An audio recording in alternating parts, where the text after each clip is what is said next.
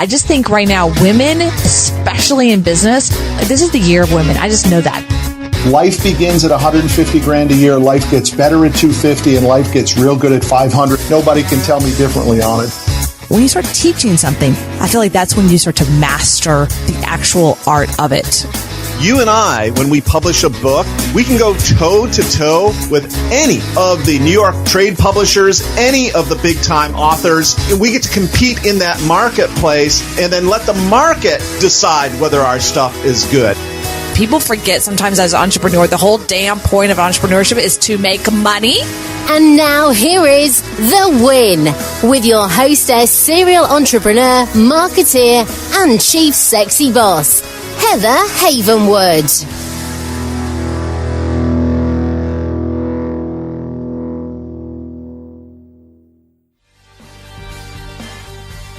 Have you ever wanted to stop the 9-to-5 grind and start your own company? Do you want to have more control of your income and your time? Then now is that moment to start and grow a successful business. As a female entrepreneur, I have succeeded. I have bit the dust. I have bounced back to growth and prosperity. But this would not have been possible without first taking the leap and owning my own business. But I didn't do it alone. I hired my first business coach 13 years ago. And now I help small businesses, solo practitioners, and professionals double their income and triple their time off. So let me help you too. My gift to you today is a free one-on-one strategy session. So go to coachwithheather.com, coachwithheather.com, and let me help you double your income and triple your time off.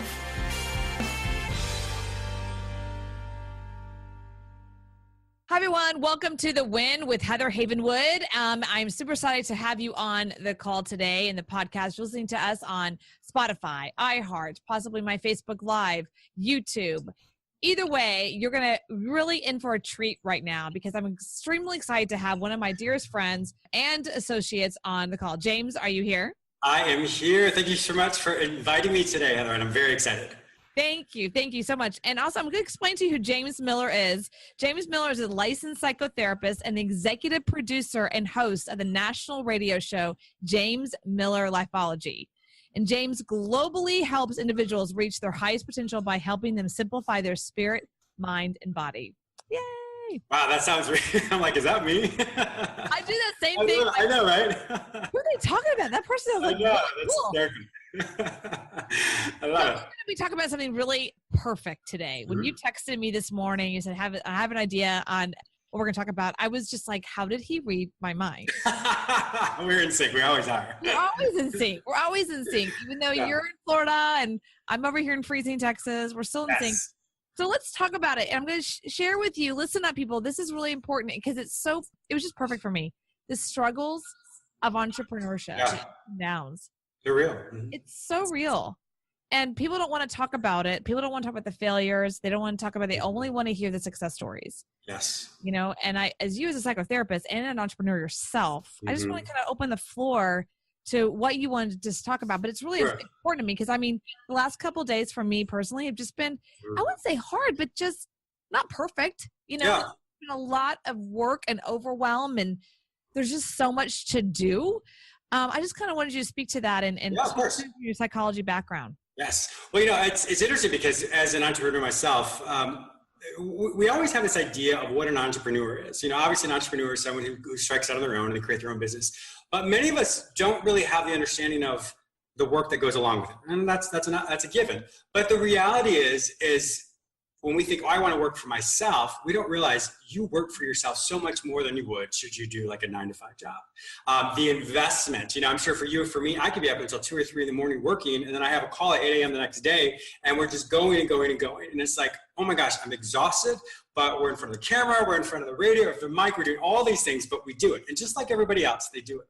The problem is, though, is many people don't realize that there are different, I guess, what's the foundation for entrepreneurship? For me, when I struck out to do Lifeology, my goal was I wanted to do whatever I was going to do. I didn't even know yet, but I wanted to be location independent. When people have a different understanding of what the baseline is for what entrepreneurship is, what is it they want to accomplish? What are the metric of success? Because many times people say, I want financial freedom, which is amazing. But if we don't look at all these other areas that we consider success or that are the baseline for what is important for us. For example, for me, when I started everything, I wanted to be location independent, like I said, do whatever I'm going to do, wherever I want to do it. And frankly, I can't do that. I live in Palm Beach. I don't broadcast down here. I just simply like living down here because I like the weather. So I know how that sounds, but I worked hard for that. But the reality is we really want to understand the different metrics of this, because when we don't understand it, then discouragement kicks in. If we're like, oh, I wanted to make my first 6-figure income this year and I didn't. I must be failing. Well, when we look at all these different metrics, that then helps us say, I'm actually doing much better than I thought.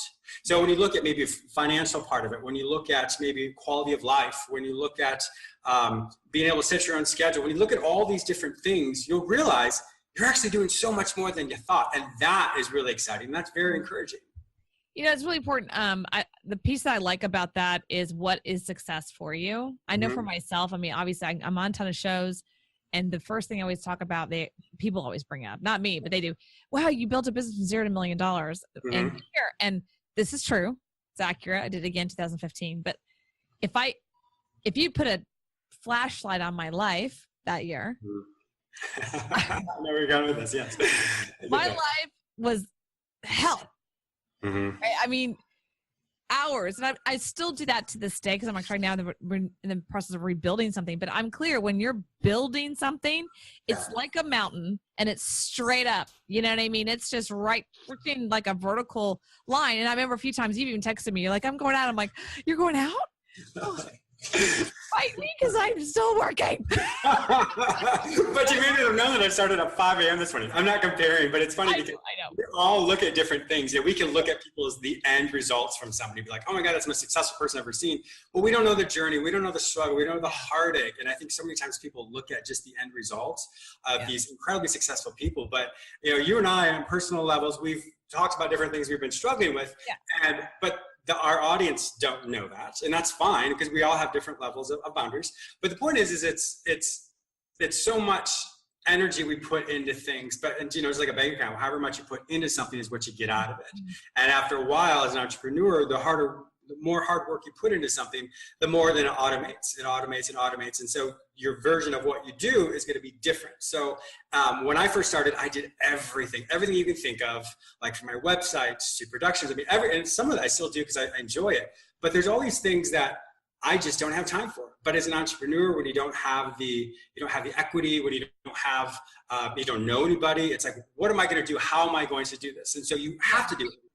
And so with that, your schedule is going to look different. But then as you start to get some momentum, that's going to change. And once it changes, then your perception of what it is you have to do, you can either streamline it or it's going to roll out in a different way where it automates.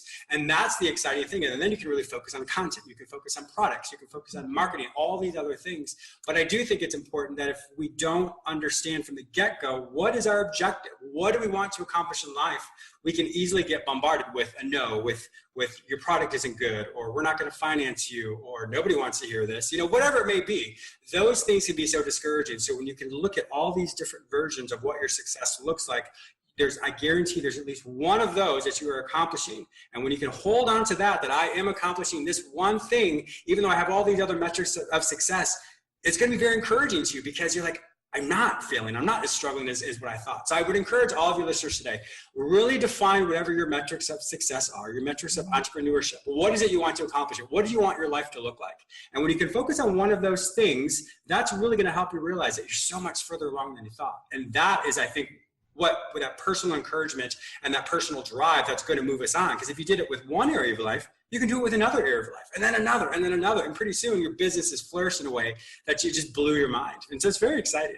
I love that because I'm in my, I've talked to this personally, I'm rebuilding, right? Because after a breakup and a business that is still very successful, but it's no longer mine to work on, I'm rebuilding me, right? I'm rebuilding my business. And so I'm clear, I know, because I've done this now 3 or 4 times, that it's a straight uphill battle. But there is parts of me that wake up and go, dude, really? Like, doing this again? My coach knows I constantly complain about that, what I call the BS, which is more brain trash, brain shit than anything else. and it's our own stuff. But I love what you said, and I'm just thinking about something I could really own, and that is I'm still here. And I do work for myself. I do. And I have a beautiful condo in Austin. I have my dog's with me all the time. I get to walk her every day. I mean, got a great car. I mean, I still work for myself. And I think that's a huge accomplishment I forget to acknowledge within myself, is that I still do work for me. I don't work for somebody else. That right there is this huge success. Yes. I have huge goals right now. I am rebuilding, but at the same time, I think people do forget that. No, is my podcast and show number one in the world? No. Am I the best marketing coach out there right now from, everyone knows me? No. But I have to remind myself, and I'm just sharing so people forget, is that I've been behind the scenes for almost 12 years, 13 years. So I'm just now kind of coming out. And people forget that. They come to me and they say, I want to launch a show, James, and I want to be number one tomorrow. And I'm like, how do you do that? So as a psychotherapist, a psychologist, and personally, what are some things that you can share people of like strategies that maybe you teach in your therapy or on your show on how to deal with that? I think it's setting expectations. There's a difference between, I can have a goal. Let's say for example, this is just a random goal. Let's say I want to lose weight in a year. The problem is that people think when I start that goal, I already have to lose the weight. I already have to be there. And so we don't look at how to roll these steps out. So you really want to quantify what is the goal. And with that, then you have to break it down to the smallest increments. Many people don't break it down small enough, because anytime you feel overwhelmed with something, you thought too far out. So if I say I want to, I know, right? Drop the mic right there. I'm under the desk, right? I'm under the desk going, oh my God. Because if you think about it, your goals are not to defeat you. Your goals are you're there to accomplish them. So anytime you think something, you're like, oh my God, that's too much. Okay, well then let's dial it back just a bit. What's not too much? What can you do? Because when you come from a place of what can I do, as opposed to I'm too overwhelmed, you'll realize that momentum, once again, you go much more quickly, and you can do it. But when people set themselves up to fail, they don't realize they're thinking too far out. So the first thing, whatever it is you want to do, whatever your business platform is, or whatever as an entrepreneur, what your passion is, you have to figure out what is the smallest step I can do. And it may be the easiest thing to do. And you're like, oh, that was easy. But the reality is you're creating this baseline of encouragement, of just recognizing you have that resilience, and you have the ability and the wherewithal to do one thing. And if you do one thing, that means you can do one more thing. And so it's really important to say, if I'm feeling anxious and overwhelmed, I thought too far out. Let me come back, use my place of strength. What do I know? What can I do? Who can help me? And then once you do those small things, and within that year, for example, if you want to lose weight, within a year, you're going to do it. But the problem is that if you think too far out, you've set yourself up to fail. And the reality is there's no reason to set a goal if you're going to set yourself up to fail. It reminds me of a conversation I think you and I had about relationships. It sounds so familiar. So I feel like I'm in a commercial, like, James is not only my friend, he's kind of my therapist. Just kidding. That's hysterical. Kind of, / when we have tequila, right? But I know, right? Yes. All kinds of things happen. It's that commercial. I'm not only a client. I agree with that. It's setting expectations of as a business owner, of your expectations of that. When I am a guest myself, the number one thing people want to hear about, tell me about your successes. Oh my God, how'd you do that? And I learned from one of my mentors, Joe Sugarman, who's extremely successful, CEO of Blue Buckle Sunglasses. Whenever he's asked to speak, I've seen him speak multiple times. He actually does the same stories. He talks about, he'll go through an entire hour presentation, and 6 out of the 7 examples he does is all failures. Let me tell you, one time I failed, and then tell me this one time I failed, and this one time I failed, and one time I failed. And people already know he's successful because he's sitting on their stage. Yeah, exactly, yeah. Right? But they're always like, oh my gosh, that's a lot of failure. And then, oh, by the way, here's this success that you know me from. Yeah, which I think is amazing, because that's life. I mean, there's so many things that I've done, even if James doing Lifeology, the different things I've done, some things have done really well, some things did not. Like when I first started my podcast, or before I went to radio, it was a podcast. It was boring. It was I was not inspired. Even when I started my YouTube channel, I mean, could be any more uninspiring to these people? Because it was like, hi, this is James Miller. I was like, even my face, everything was just ridiculous. I did watch it. It wasn't even you. Don't watch my old ones because they're really embarrassing. But the reality is we learn and grow. And so, what was it? Dr. Seuss, he was turned down 40 sometimes. Really? By all these publishers and people saying you can't draw, you don't have any success. I mean, all these things were negative. And it's Dr. Seuss. I mean, hello. So it's the same thing with us. We may not, our names may not be known yet or thus far, but it's when you look at, is something a stumbling block or a stepping stone? That's the reframe and everything. Failure is just simply another position for you to learn, revamp, and then move to the next thing. So when you always ask yourself, in fact, I just did a show today about that, is what am I asking, or what am I learning about myself right this second? So if I'm struggling with something, the example I gave was walking my dog. And so if I'm walking my dog in the morning, I'm on my phone, I'm at my coffee, just, totally not paying attention. And all of a sudden he pulls on the leash, which is what a dog does, and spills my coffee. So in that moment, I have this opportunity to be upset. I can do whatever, not on my dog because he's just being a dog. But if I say, okay, let me take a second. James, what am I learning about myself right now? Well, the reality is, I don't have any patience. So let me learn patience right now. I don't want to learn patience because I have coffee all over me, but I need to learn patience. And so when we can ask ourselves that in everything we do, when it comes to the successes we have, what did I learn about myself? I'm incredibly proud of myself. I really rolled this thing out. It just worked really well. Or when something doesn't go the way we planned, what am I learning about myself? Well, I'm learning that I have now another way to look at something. I'm learning that maybe I was too focused here, I wasn't focused enough here. It gives us a really good template to say, what I'm learning about myself right now is a proactive stance of saying, what can I do next? As opposed to, man, this failed. I'm never going to be able to do this. This is another failure under my belt. So it comes from a place of, what can I do versus why am I not, or I'm not good at this. So it gives you that opportunity to look in both directions. So that simple question of, what am I learning about myself right now allows you to then move forward to take it from a stumbling block to a stepping stone. And that's a beautiful thing. It's a beautiful gift you can give yourself. I love that. So I'm going to repeat that. So there's a couple tidbits you just said. One, reframing. Mm-hmm. That's a big one. Reframing. You said it really quickly, but I want to stop on it. Reframing is critical. When I was talking to a potential client yesterday, I said, let me reframe that for you. Allow me to have you reframe. Now, when I said that, she doesn't hear it as I'm making her wrong. She's not doing it wrong. It's just, let me reframe this and see if you can give you a little more power around it. That was one thing. And then the second thing you said was asking that question, what am I learning about myself? Yeah. I think it's adorable. You said patience. I have none.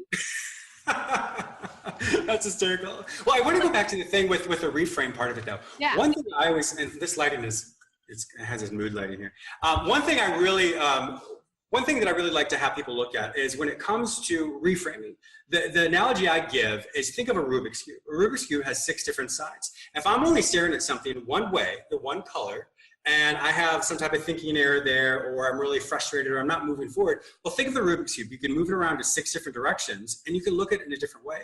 So if you find that you're stumped, if you find that you just can't figure it out, well, then the reality is you're probably stuck on one side. And the way to reframe that is, once again, ask yourself, what am I learning about myself? Yeah. And another basic thing to do is, obviously, there's the internet. Google somebody or something that's happened before, or just get someone's different perspective. Because if you're stuck here, the reality is you are too myopic or too focused on one thing, and you can't see it differently. So remember, just like that Rubik's Cube, you can spin it 6 different ways. It's just like any situation you're in. There's so many more ways to look at something. And if you're struggling with something, it simply means you're still staring at it the same ways you always have before. That's why you can't move beyond it. That is so true. That's why I can't figure out my rebrand. I talked about that. That's really true, but it's a powerful distinction, the reframing, and you've got to do that in entrepreneurship. I can't tell you how many times I've failed in things, and I could say I'm a failure, but I don't. I'm like, well, it failed, or that test failed. I'm not a failure. Just like it failed. It's fine. It didn't work. What about this worked and didn't work? And your reframe is, what am I learning about this thing, or what am I learning about myself? And then how do you reframe that to have a success, right? So, so tell me, just kind of wrapping up, because we're a few more minutes. I really want to. As an entrepreneur, and you have your own business as a psychotherapist, you have your own amazing radio show, and podcast and TV show on Roku. You got to check it out.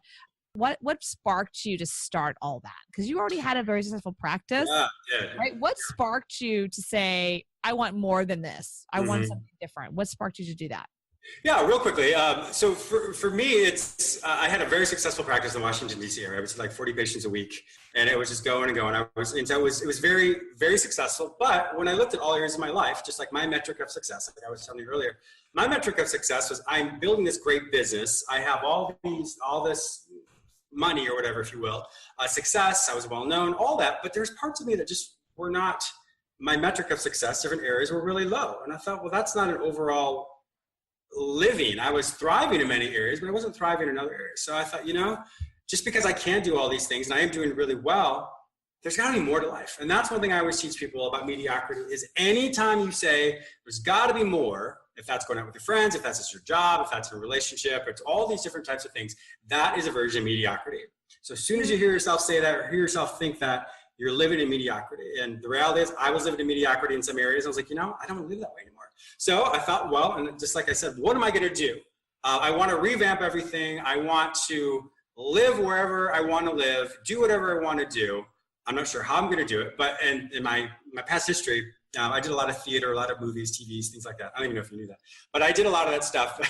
And so I thought, well, I talk for a living. Why not do it for a larger audience? And so I was actually starting to write a book about all my little Lifeology episodes, but it was so academic and I was reading it and it was like I was writing my doctoral dissertation and everyone was like, my focus group was like, I don't know what you're saying. I'm using whatever. And I was like, okay, so clearly I missed the market. But so I thought, well, then what can I do? So I broke them up into small little nuggets and I created Lifeology. And then James Monroe Lifeology then moved, the James Monroe Lifeology is the brand. And then Lifeology Radio, so then Lifeology YouTube, and Lifeology Academy, and all my articles. So I have all these different subsets of my company.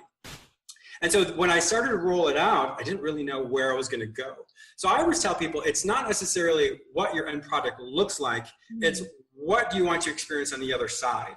What is it that you want to be able to do? And then that's when you can kind of piece it together. So I may have not, I didn't know that I was going to be on, the radio and doing it with all this huge audience. I didn't know that. But what I wanted was, like I said, that foundational piece. I wanted to be able to pay all my bills. I wanted to be able to thrive in just a lot of different areas. And I started my platform that way. And then everything else started to be plug and play, and that's how it worked out. And then it continually grows and grows and grows. So for me, it was more in the sense of I don't want to live in mediocrity. And so that's why I really review my life and ask myself, well, am I living in mediocrity? Do I feel that in any of my areas of my life? And if I don't, I'm doing pretty well. And then that allows me to really focus more so on what I'm doing. But if I do experience that in some ways, then that's when I have to pull back and say, okay, if I want all areas of my life to be on the same level, I need to bring this level, whatever it is here, I need to improve that, revamp it, retweak it, and figure out what to do. So therefore I live a balanced life, just like I teach improving and simplifying and transforming your spirit, mind, and body. And that is living what I call